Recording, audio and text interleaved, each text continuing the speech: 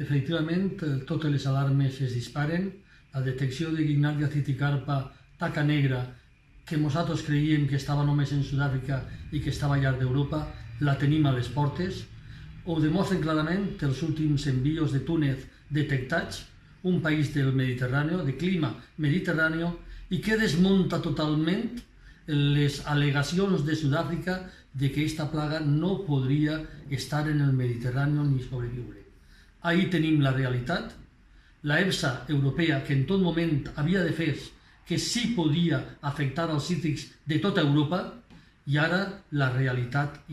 demostra que els científics sud-africans estaven enganyant a la Unió Europea,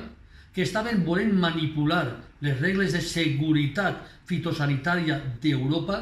i que, des de luego, seguien en el empeño de arruïnar pràcticament a la citicultura i als citicultors europeus si aquesta plaga s'establia així, ja que deteriora la qualitat, els fa no comercials les taronges i, des de luego, crea un perjuí econòmic tremendo.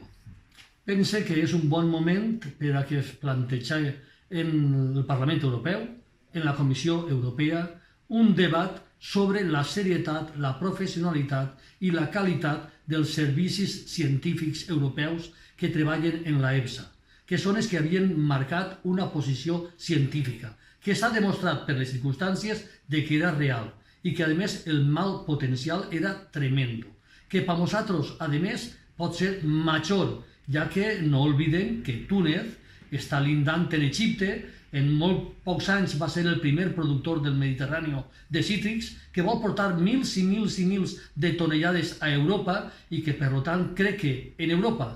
Inglaterra i Holanda haurien de meditar quan defenen a un tercer en contra dels seus companys